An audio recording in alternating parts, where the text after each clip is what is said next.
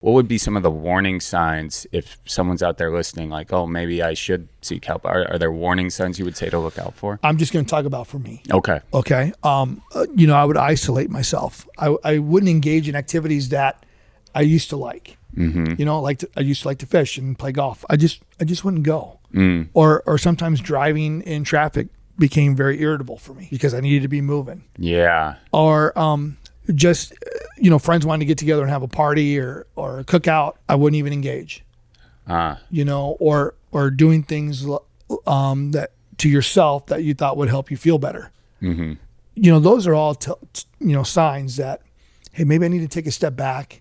Maybe I need to make a phone call. Maybe I need to get connected with some guys that can maybe help me self-evaluate, and then also help me get to where I need to be. Mm-hmm. And that's what we're here. We're standing by.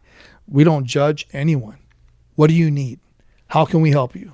And then we help them get there and make sure that we follow up to make sure they're getting the care they need. Yeah. And let's say, they're worried about like, oh, if I enter this process, I'm going to I think maybe the fear would be, and this is just from a conversation I've had with another veteran, but they said they felt like they'd be stuck in that then, and it'd be a constant like checking in, and I don't know if I need all that right now. What would you say to someone who's kind of in that thing? Like, I feel like some wrong is going on, but if I enter this process, then it's just going to be a whole other thing I have to deal with. Like, how do you engage somebody like that? I think understanding that it is going to be a process, but go at your own pace to make sure that you can handle it as you go. Right. If it's a little bit here and there, stick with that little bit here and there, and maybe it will grow to a little bit more. You can't drink out of a fire hose with this, right? It's a process, and we want to make sure we take every little step to get there. But you also got to be comfortable with it.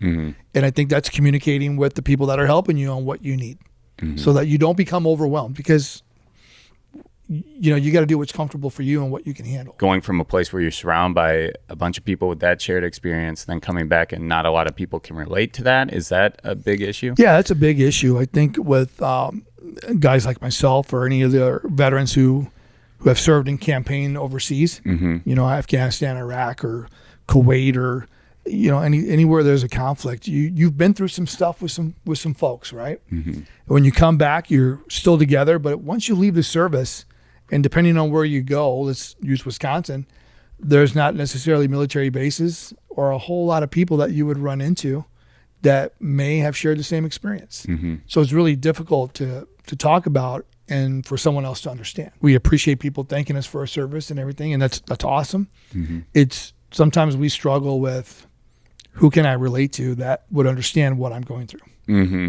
And that becomes pretty tough. Yeah. When people do thank you for your service, is it, and this is just more for the non-military people out there, is thank you for your service kind of like an empty thing, or would you prefer they say something else, or is it always nice to hear? I think it's a great thing to hear. Mm-hmm. It's very much appreciated. Mm-hmm. And for people to take the time to say that, I think they truly mean it. Yeah. And to say thank you back, for me, I always say it was an honor for me to do that. It was an honor for me to serve and serve my country.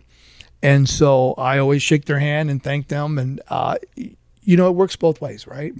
People want to learn or have an interest. And so there's some things we can share and there's some things that we can't. Yeah, right. And so, for me, and I'm sure a lot of the guys that I know, they're very grateful for that and very appreciative that someone would take the time to at least say thank you. So roll out the barrel and get the band brewing. Life's got you down, just keep her moving.